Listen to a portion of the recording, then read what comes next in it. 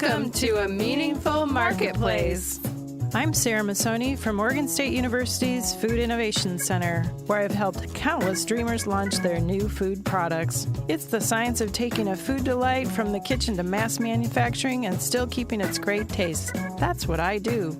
I've been called the woman with the $1 million palate, although I haven't tried to cash that check yet. Listen in weekly for real-life stories. I'm Sarah Marshall, owner of Marshall's Haute Sauce and author of Preservation Pantry, modern canning from root to top and stem to core. I love inspiring business owners to get started on their journey, encourage folks to be part of their local community, and I'm excited to help business owners tell their stories. Hello and welcome to Meaningful Marketplace. We are here weekly to discuss the journeys of food entrepreneurs. We're glad you've joined us today as we bring you stories of hope and inspiration. This is Sarah Marshall, owner of Marshall's Hot Sauce. Sarah Masoni will be back with us next week. She had something that she had to do today, so we have to let her do that. We've currently been partnering with Prosper Portland to highlight Portland makers. We want to thank our sponsor for supporting the Meaningful Marketplace. Thank you for helping us spread the word about small business owners and entrepreneurs. Let's hear a word from our sponsor, Prosper Portland.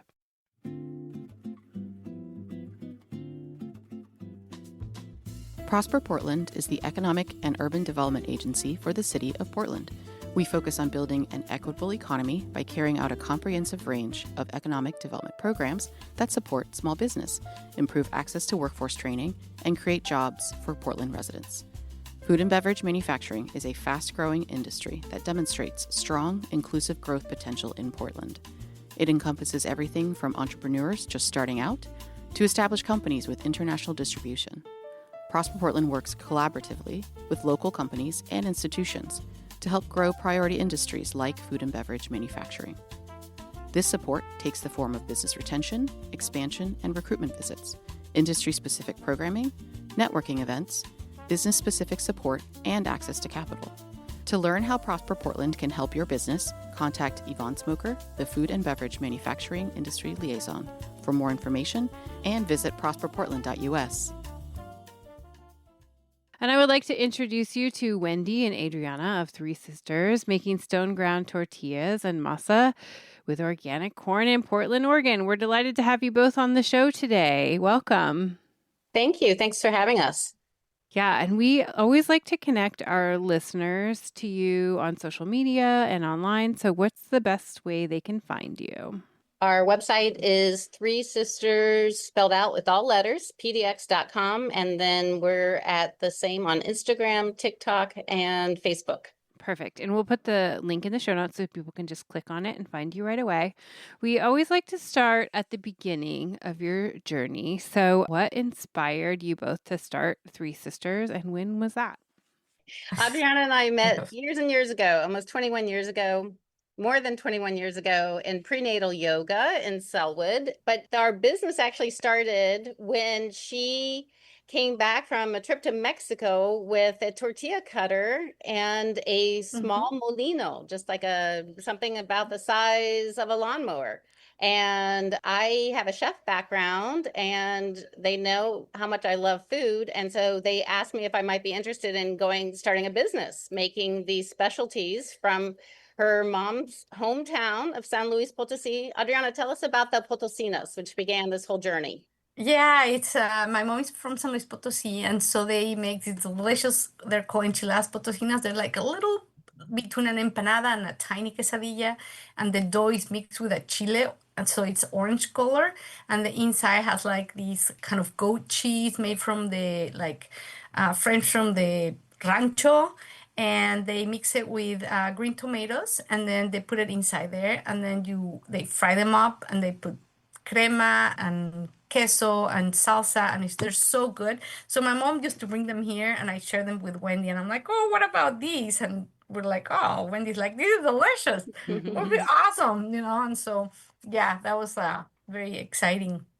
So and she went for it. I did. I went for it. I was wondering what I was going to do because I had been home with my kiddo, and having left San Francisco, where I had my career as a chef, and then later as a restaurant, I was doing restaurant PR and media relations. And so I moved up here was hunkering down, looking for my next move. And then Adriana and Pedro knocked on my door, which was amazing. So we started with this idea of making enchiladas potosinas, but we weren't in a hurry. So we started making masa, cooking the corn and grinding it literally in my garage and basement, and tested it out. And then we saw that Prosper Portland was offering this amazing program for people like us. And I believe it was 13 weeks, 13 topics, and just enough to get your feet wet and think you know enough to take the next step. And so we did that. And at that point, New Seasons was a main supporter of their end of season show. And so we got to meet around a round table with many of their higher ups, and they gave us a lot of good advice, including, we love these enchiladas potosinas, but no one knows what they are and they will die on the shelf. How about tortillas? How about real tortillas from 100% fresh Nixtamal organic corn? And so we said, okay, well, let's think about that. And I believe at that point, Adriana and Pedro went to Spain because Pedro's a professor and they were teaching abroad. And then she came back, and then we launched, and we started off at the kitchen crew. We started off, yeah, we did. We started off cooking the corn at home as we were still testing, and then taking it down to Corazon, which was a Mexican restaurant Chris Israel started downtown, and it was open just way too short a time. It was an amazing place, but they had a molino. So then we would be waiting outside with our giant pots of nixtamal, and finally someone would show up and we would use their molino, and then we would run it over to Kitchen Crew, which was in the park blocks. And from there, we had her tortilla cutter. And that was what she inherited from her Uncle Felix and Aunt Julieta. And mi mero mole ended up with that cutter later. And it's, you just feed the masa in, and it's electric and it runs through. And we started griddling them on the flat top there. And I have to say, Kitchen Crew was so helpful to us, very accommodating. They brought in special electrical plugs for us. They gave us a little room for storage. They put up with our kind of slapstick Lucy, I Love Lucy shenanigans, trying to make it work. And that's where we began. And where are you based now? We're in 7475 Southeast 72nd Avenue in Southeast Portland. We found a little place to rent, and the great thing about it is that we still had young children, and it was walking distance from our homes in Selwood. So even if it snowed, we could still trudge down there and get the tortillas made. It was on Ochico Street, right near the bins. And then this building became available. And after some doing and a loan, bank loan, and some help from other supporters, we managed to purchase this building. And we were always told that the first building you buy is going to be too small, and they were right. It's too small, but we're still trying to make it work. We're trying to channel our small kitchen energy and make the most of it. But we feel really lucky because it's enabled us to grow without working with that horrible increase in rent, which I think can really get to a lot of small businesses, because it takes a lot of work to make a small business happen. And if you can keep something like rent at a steady rate by coming up with a mortgage or having someone put you into a longer lease, that really helps with financial planning. Yeah. And you guys are only about 10 blocks away from me and my kitchen, which is in my home in the same neighborhood. Right. But that was the way that we did the same. I mean, it makes it so your rent stays the same, because it then for me is my mortgage. So but it's a nice neighborhood to be in, and we're so close to each other. And for people, I wanted people to make sure to know that they can come in to your tortilla, and there's products there. My sauces are in there, other people's sauces from around town, and they can buy products from you there. So will you tell people what it's like to come into the shop, and what your hours are, and the address it's located at? Our hours are from 9 to 1. It's kind of short hours, but we begin really early, around 4:30 in the morning. But we have to pull out the corn and wash it and rinse it and begin milling. So that's why we don't have our hours earlier. But from 9 to 1, and you have to ring the bell. We're in 7475 Southeast 72nd. It's a sweet little place. It's a tiny little store. We're there. You come in and it's full of things. There is Mexican chiles. There is some local organic chiles, there's salsas.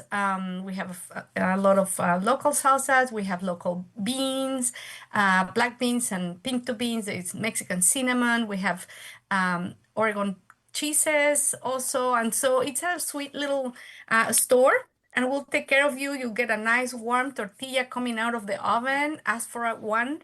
And there is nothing better than eating one tortilla coming out of the oven. It's just so good. And it reminds us at home. Like when I arrive to the kitchen and I'm later and I smell the smell of the corn. So you'll have the smell of the corn. You'll hear the music of people singing and working at the same time. And so that's where we're at. That we love to see you there. Very cool. And these week's episodes are sponsored by Prosper Portland, and our goal is to have businesses from around town access the services that they provide and just know about them and what they have going on. So what kinds of grants or support have you received from Prosper Portland? Prosper Portland have been very helpful to us from the first class, and then during COVID, we also got a grant that they help us, so we were able to pay the employees some weeks that we were not working. So that was already one support we had. And then recently we had, they gave us a grant that paid for half of a machine that we bought. It's a masa feeder, and that is something we wanted to get a while ago because the feeding of the machine is very taxing on the coworkers' arms. So that helps us to, when we have a lot of production, they can use that machine so their arm is not as tired. So we're very thankful about that. And then we recently got another grant. We have bought some cameras, but we could not, we had to hire a electrician, and so they help us pay for the electrician to put them up, and has been really great because it feels good for all of us to feel safe by the space. And so, yeah, so that's what Prosper Portland has helped us. And always they're giving us information and sending us emails of things what's happening. And so we really like to constantly be connected to them, what's happening. And they also send like when grants are opening, what they're for. So, you know, I really think that they're doing a great job. Really thankful for that. And they also help with this company called OMEP, and they helped us find some possible efficiencies. And I mentioned that we have a small kitchen, a small space, too small a space, and they really worked with us on figuring out if there's some things that we could do that might help, different ways to configure the kitchen, different ways to cook the corn. And it was very helpful. We didn't come up with any like, you know, amazing thing that answered all our dreams, but it was a good elimination of things that we were thinking about and then they didn't work. And they also helped put together there was someone else that we worked with at OMEP, and she helped us put together a very nice bilingual employee handbook. Oh, nice. And so we had something before, but this was more, it followed a better pattern. There was more clarity in it. And so that was another thing that we were able to do through Prosper Portland. Very cool. Yeah, one of their initiatives is to help people with innovation and improvement. So I know with when people sometimes need to upgrade machines or get different things or get into a different environment, they help with those kinds of things, which is really nice. Let's describe the different products that you make so that people feel like they're tasting what you make. So what are the different tortillas and masas you make? Adriana, do you want to start with a little history of Nixtamal and Yeah. go from there? Yeah, a lot of people don't know how a tortilla is made. So the way tortillas are made are from getting the whole grain, cooked in limestone, which is calcium hydroxide, and then we cook it in there a certain temperature, and then you let it soak overnight or several hours. The next day, you kind of rinse it and then you mill it in a stone mill. And it's a wet milling, so there is never a flour. People think of tortillas and it comes from a flour that you just put water in, and it's not the traditional way. That's an industrialized process. So you lose a lot of nutrients by doing the drying, but this way you maintain the nutrients, and that's what people have done for thousands of years. So that comes out of the dough, and from there we sell the dough. So we can sell the corn as a kind of like pre-cooked bean as a nixtamal, or we call it pozole. So you can buy the pozole and then make it into a soup. You can, once we grind it, you can have three different products from there. One is the fresh masa for tortillas or tamales, a coarser grind for tamales, and then a hominy grits is the coarse tamal masa dried in an oven, and then you can use it for making tamales or to make hominy grits. They're amazing, the best grits around. And then we make tortillas of different corns, yellow corn, blue corn, white corn. Right now we have a special on for our farmers markets and people food co-op that we are making green corn. We have some specials for new seasons right now. We're doing a green with spinach and cilantro. So we're always kind of trying to bring something delicious for you. Sometimes we'll do sorghum tortillas. Last time we had some with black beans, using black beans from local farms. We made a pink one. Hopefully we're gonna have that one back soon too, and it has the local beets. So we'll make the juice with the local beets from a farm, and then we'll make. So we're always innovating something. It's really fun. Anything else I miss, Wendy? You covered it. Yeah, there's a lot of different things that we make.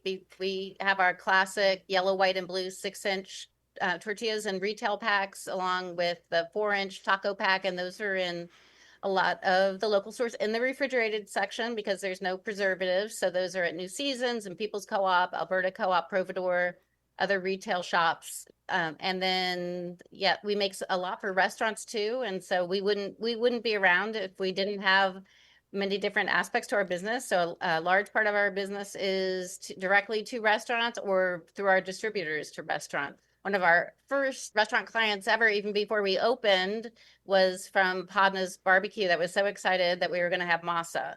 And from there, across the street, Mis Tacones, they do amazing vegan meals with our masa. And we have Coyoacan which is like a classic Mexico City family-run business on Hawthorne. There's so many, I don't want to keep anyone out, but just to show, we'll have a full list at some point on our website. And it really ties us in with the community here, with the restaurants.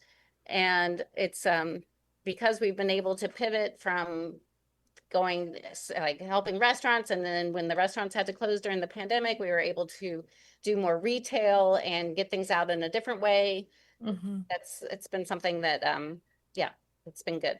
And you guys do the Portland Farmers Market with me. I have a stand just down from you at the market. So if people want to come and meet you directly and interact with you, is that the best place to find you, is usually at the market, or should they go into the shop? They should do both. I mean, we have a great farmers market team helping us. And last year we added Beaverton Saturday Farmers Market, and now we're every other week at Milwaukee and every week at King. But coming by the kitchen is a great place too, Monday through Friday to find us. And usually Adriana, Pedro, or I are here. One of us is here every day, if not two of us, if not three of us. So it's very hands-on business from one part to the other. So yes. The farmers market is a great place to see a wide variety of things that you won't find in stores, like sopes, 9-inch tortillas, more different types of masa. And we can also occasionally do a special pickup there. If your only chance of getting some tamal masa is to pick it up at a Saturday farmers market, then just reach out to us by text and we can help arrange that. Very cool. And do you have any advice for people that are currently dreaming up a business?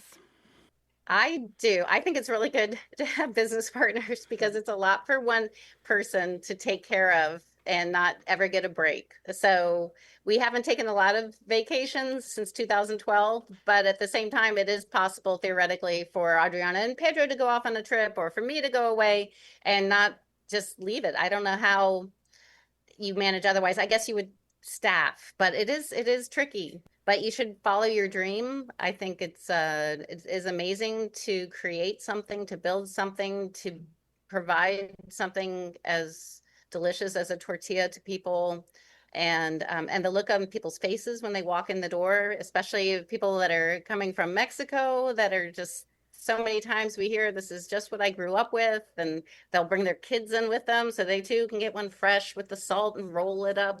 It's very rewarding. It's also not the easiest way As you probably know, Sarah, the Yeah. test is challenges. I know. I always tell people if I wanted to get rich and have things be easy, I would have gone into a different kind of work. Yeah, totally. It's Yeah. it's a I lot also of have a hustle. recommendation. It's write down everything you do. So then when you need help, you have everything written. So phones have now notes that you can put the microphone and say what you're doing. So then it writes down for you, and then you edit it. So then when you have help, you have a way to teach them how to do it. Something we didn't do in the beginning. We're trying to do that. And it is harder to teach people when you don't have things written down. So write things down.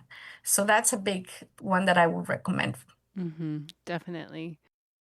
Oregon State University's College of Agricultural Sciences and the Food Innovation Center are proud sponsors of Meaningful Marketplace. With a mission to serve all Oregonians, we are committed to giving voice to those whose food and agricultural stories are not always heard. By providing access and opportunity for a more diverse and just food system, because food brings people together.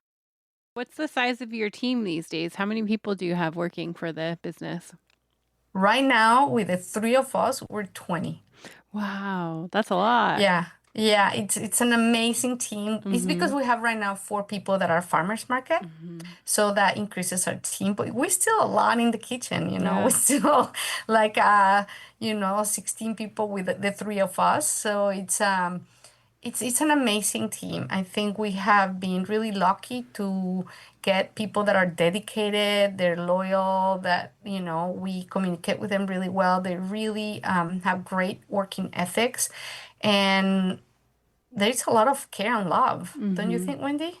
Yeah, we are like a family here. And a few years back, we started offering everyone insurance, just the basic Kaiser bronze, but at no cost to them because we didn't want anyone to opt out of it for financial reasons. And so it is something that we really believe in, people taking care of our people True. that work in this business for us. And then in return, they take care of us because they really are an amazing group.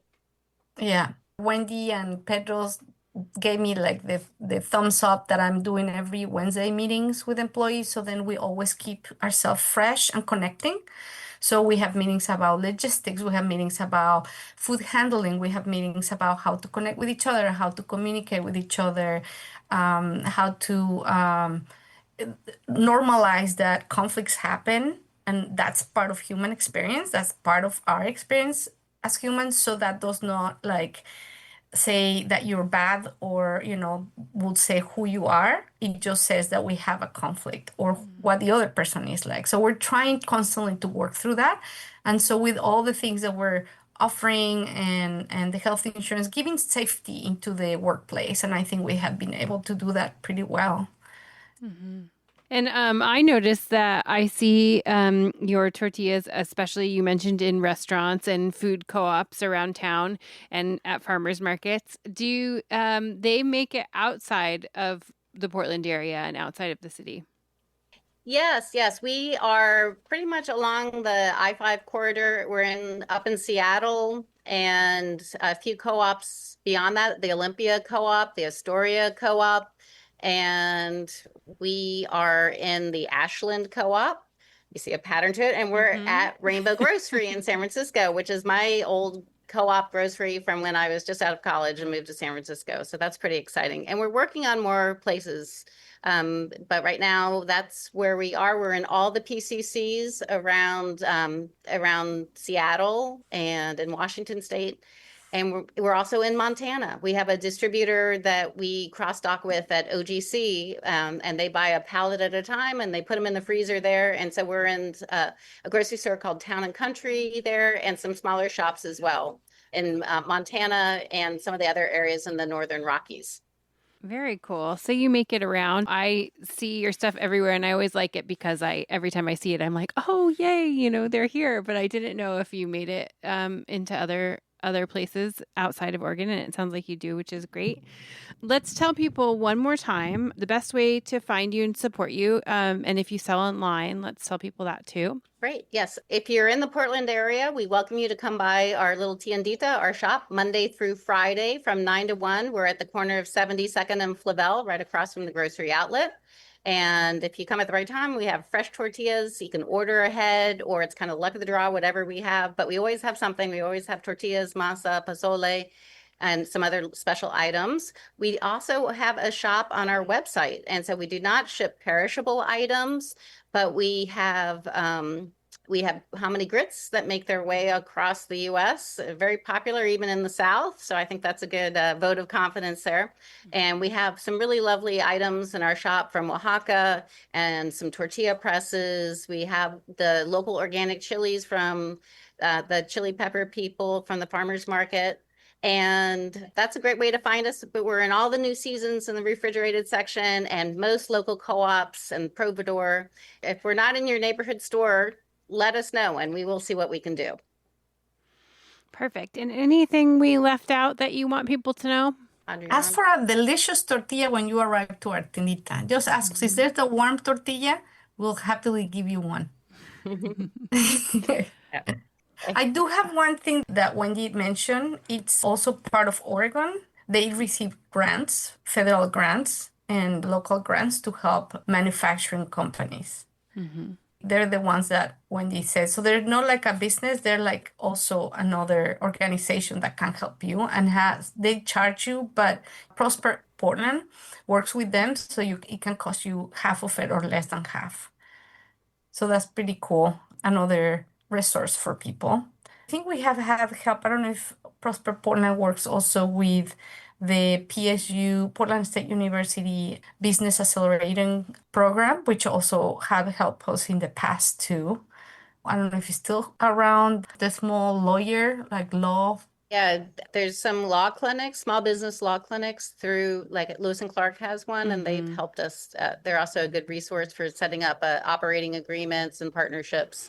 Employee book to make sure that you follow the law. So I would definitely recommend that to go to a small law clinic to help you set up all that. Yeah. So those are more extra recommendations to those are be aware of. all good organizations and partnerships, and we'll make sure to tag those in the show notes too so people can find them easily. Yeah. Well, it was great to talk with both of you today and hear more about your business. I learned things I didn't know about you already. So thanks for joining us on the show today. And we'll make sure to connect you with all the wonderful people and programs that you mentioned. So thanks for listening to the show.